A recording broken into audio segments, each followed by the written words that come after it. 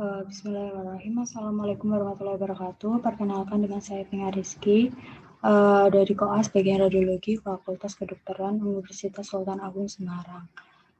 Pada kesempatan kali ini saya akan mempresentasikan tentang radiologi pada anak.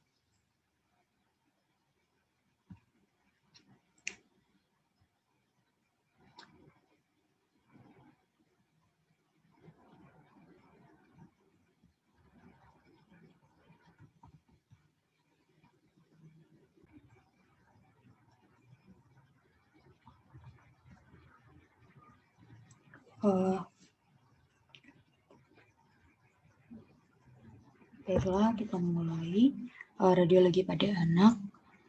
Yang pertama adalah radiologi konvensional pada anak. Yang pertama adalah penyakit tuberkulosis paru. Tuberkulosis paru dapat menyebar secara hematogen maupun bronkogen. Penyebaran secara hematogen dimulai dari ductus thoracicus, kemudian ke vena subclavia sinistra, dan selanjutnya menyebar ke seluruh tubuh. Gambaran yang akan tampak adalah bintik-bintik kecil yang akan menyebar merata atau yang biasanya disebut tuberkulosis miliar. Kemudian yang kedua adalah penyebaran secara bronkogen. Dapat terjadi akibat pecahnya kelenjar dalam bronkus atau dari fokus primer yang menyebar secara bronkogen. Gambaran yang akan tampak adalah bercak konsolidasi yang tersebar pada kedua paru. Kemudian untuk pneumonia ada dua, yaitu pneumonia alveolar dan intersisial. Untuk pneumonia alveolar biasanya disebabkan karena radang oleh bakteri pada dinding alveoli, serta terdapat edema dan eksudat alveolar. Eksudat sendiri dapat berupa serosagineus, seropurulen. Dan gambaran radiologi yang didapatkan adalah gambaran selubungan yang disebabkan oleh eksudat alveolar, serta gambaran air bronkogram yang dapat ditemukan di antara konsolidasi. Kemudian untuk gambarnya sendiri, di sini tampak bercak-bercak di parakardial kanan dan lobus kanan atas. Kemudian pneumonia intersisial biasanya disebabkan oleh virus. Gambaran radiologi yang tampak pada fase akut adalah bronchial coughing diakibatkan penebalan dan edema. Gambaran lain yaitu corak bronkovaskular dapat meningkat, kemudian hiperaerasi, bercak infiltrat, dan efusi pleura. Untuk gambarannya sendiri, ini adalah tampak bercak-bercak dan corakan yang bertambah di sekitar hilus kanan dan parakardial kanan, serta tampak air bronkogram. Kemudian kelainan lain yang dapat terjadi adalah agenesis paru, namun kelainan ini jarang ditemukan. Gambaran radiologi yang akan tampak yaitu bayangan opaks di hemitoraks kanan, kemudian mediastinum bergeser ke arah kanan, dan tampak herniasi paru kiri ke kanan. Tidak tampak bayangan udara di hemitoraks kanan. Kemudian untuk selanjutnya adalah emfisema lobar kongenital. Dapat terjadi pada satu atau seluruh lobus paru yang diakibatkan oleh obstruksi parsial yang menjadi emfisema. Pada gambar di sini tampak emfisema lobar kongenital pada lobus kanan atas. Kemudian tampak herniasi paru dari kanan ke kiri dan mediastinumnya bergeser ke kiri. Kemudian selanjutnya adalah penyakit membran hialin. Sering terjadi pada bayi dengan ibu dengan riwayat diabetes atau bayi yang dilahirkan secara section, cesarea, atau SC. Gambaran radiologi yang dapat terjadi adalah tampaknya bercak retikulogranular di seluruh paru dengan atau tanpa air bronkogram. Kemudian dapat tampak wet lung jika penyakitnya parah atau berat. Pada gambaran di sini terdapat bercak retikulogranular dengan air bronkogram. Untuk bronchopulmonal dysplasia biasanya terjadi pada bayi yang terjadi respiratory distress. Kemudian diberikan pengobatan dengan O2 tekanan tinggi. dua tekanan ini akan mengakibatkan kerusakan alveoli secara permanen. Dan gambaran radiologi yang akan tampak adalah emfisema dengan daerah lusen, atau dan dengan daerah dengan densitas tinggi. Kemudian bronkiolitis biasanya disebabkan oleh virus dan terjadi pada anak kurang dari 1 tahun. Gambaran radiologi yang ditemukan adalah hiperaerasi paru dengan peribronchial edema atau coughing. Kemudian aspirasi benda asing sering terjadi pada anak-anak, umumnya karena makanan dan sering terjadi pada bronkus kanan.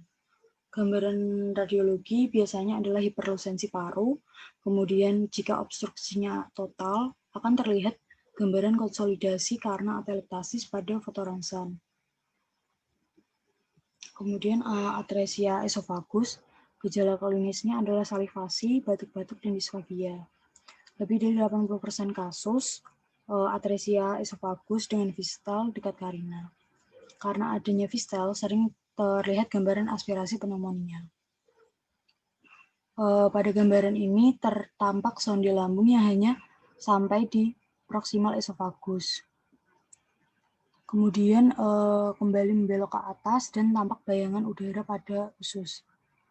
Untuk pembagian jenis atresia esofagus, ini adalah yang pertama atresia esofagus pada 85-93%. Kemudian yang B sekitar 9,6%, kemudian yang C 1%, kemudian yang D 1,5%, kemudian yang E 3,9%.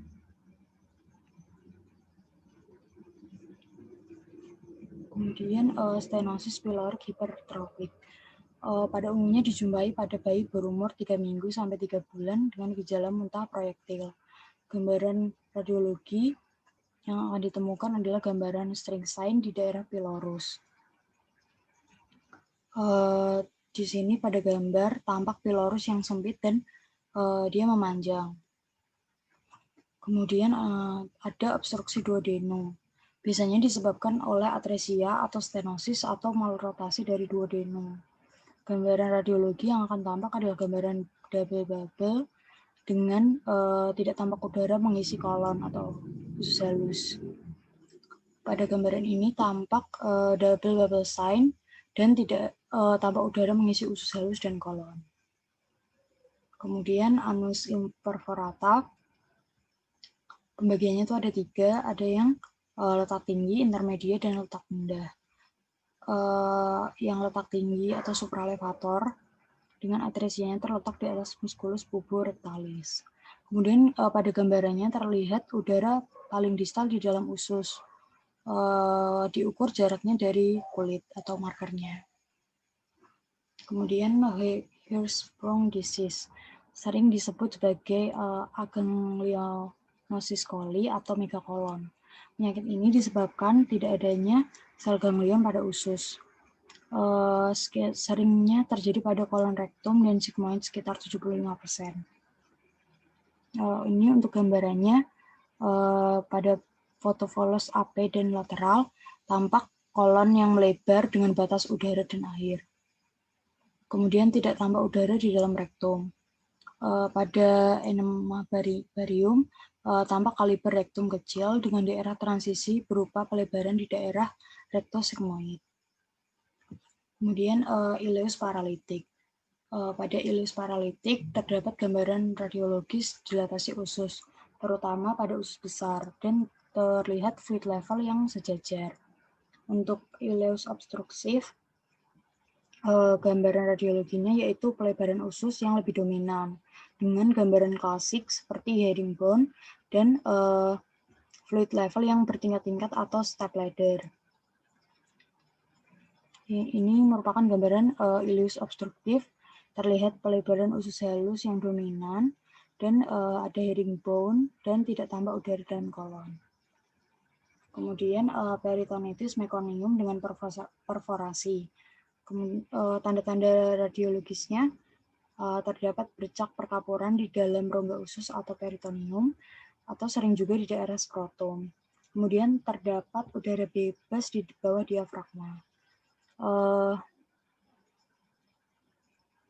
Kemudian selanjutnya necrotizing enterocolitis atau NEC. Biasanya ditemukan pada bayi berat badan lahir rendah kurang dari 2000 gram. Pada foto polos terlihat dilatasi usus. Kemudian gambaran dilatasi usus ini terdapat pneumatosis intestinalis, yaitu bayangan udara intramular pada dinding usus, gaster hingga rektum. Kemudian udara pada vena porta. Gambaran gelembung radiolusen yang bercabang-cabang di daerah perifer hati. Kemudian pneumoperitoneum. Adanya udara bebas atau cairan di dalam rongga peritoneum, dilatasi usus yang persisten. Hal ini merupakan isyarat untuk dilakukannya tindakan bedah. Gambaran NEC ini pada bayi umur 12 hari. Tampak tanda-tanda pneumatosis intestinal di sekitar usus bagian tengah dan bawah. Kemudian ada tumor pada anak, yaitu neuroblastoma. Tumor ini adalah tumor ganas yang sering ditemukan pada anak. Pembagian stadiumnya, yang pertama ada tumor pada organ, kemudian yang kedua adalah tumor yang sudah membesar tapi tidak melewati garis tengah, yang ketiga adalah tumor sudah melewati garis tengah, yang keempat adalah metastatisnya sudah jauh, kemudian yang kelima stadium 1-2, tapi dengan metastasis hati atau kulit atau sumsum tulang. Gambaran radiologisnya pada foto polos terlihat massa dengan kalsifikasi. Kemudian pada IVP pada suprarenal terdapat gambaran dropping lili atau pendorongan sistem kalisus ke bawah. Pada USG terdapat gambaran massa eko yang multiple dan kalsifikasi. Pada CT scan terlihat massa abdomen yang strukturnya mirip dengan hati dengan fokus nekrotik dan kalsifikasi. Kemudian pada angiografi terdapat gambaran massa tumor dengan neovaskularisasi. Kemudian yang kedua adalah tumor Wilm. Tumor yang sering dijumpai pada anak umur 3,5 tahun sampai 7 tahun. Pemeriksaan sonografinya terdapat gambaran multiple echo padat dan kistik atau hanya kistik saja. Kemudian pada pemeriksaan USG terlihat trombosis pada vena cava. Kemudian pada gambar ini terlihat massa tumor di abdomen kanan atas dengan gambaran sistem kalisus yang tidak teratur oleh karena pendorongan dan infiltrasi dari massa tumornya itu sendiri. Yang kedua adalah ultrasonografi pada anak. Sonografi sendiri adalah alat dan teknik yang ideal, tidak bersifat sender pegangan atau radiasi, tidak menimbulkan rasa sakit, dan dapat diulang sesuai dengan perkembangan penyakit.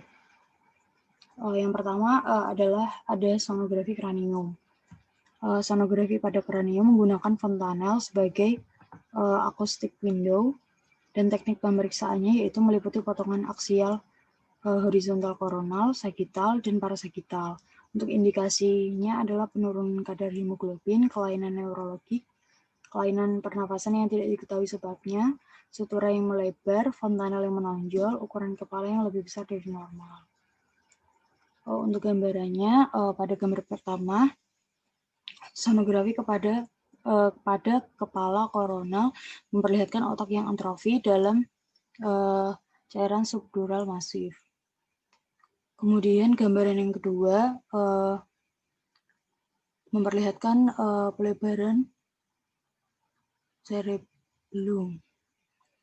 Kemudian selanjutnya adalah sonografi mediastinal. Pemeriksaan sonografi bagian mediastinum superior dengan melihat struktur sekitar. Yang ini adalah contoh pemeriksaan pada sonografi di daerah mediastinum. Terlihat infiltrat limfoma maklina pada timus. Kemudian sonografi pada sendi panggul menggunakan scanner linear minimal 5 MHz dapat digunakan untuk melihat dislokasi sendi panggul. Kemudian sonografi bagian kecil tubuh. Yang dimaksud dari bagian kecil tubuh itu adalah sonografi yang untuk melihat jaringan lunak tubuh seperti otot, kelenjar parotis, submandibular, kelenjar tiroid, medula spinalis, dan sebagainya. Sonografi pada medula spinalis menggunakan scanner 5-10 MHz atau yang resolusi tinggi untuk menentukan letak konus medula spinalis. diastermatomiela, dan meningokel, dan sebagainya. Ini adalah contoh sonografi pada bagian kecil tubuh. Dapat di daerah medula spinalis yang menunjukkan medula daerah strukturnya. Yang ini adalah cauda equina, kemudian yang ini adalah cairan liquor medula spinal. Kemudian yang kedua adalah gambar pada psoas kiri memperlihatkan daerah hipoekoik. Pada gambar panah itu ditunjukkan perdarahan pada psoas kiri penderita hemofilia. Kemudian sonografi abdominal. Sonografi abdominal pada anak umumnya digunakan seperti pada orang dewasa. Yang ini adalah contohnya pada kedua ginjal terdapat gambaran struktur salt and pepper. Hal ini menunjukkan ginjal polikistik tipe infantil. Kemudian yang gambar kedua, tampak massa pada pol bawah ginjal kanan yang bersifat padat dan kistik sesuai dengan tumor Wilm. Baik, materi radiologi pada anak telah selesai. Terima kasih atas perhatiannya. Wassalamualaikum warahmatullahi wabarakatuh.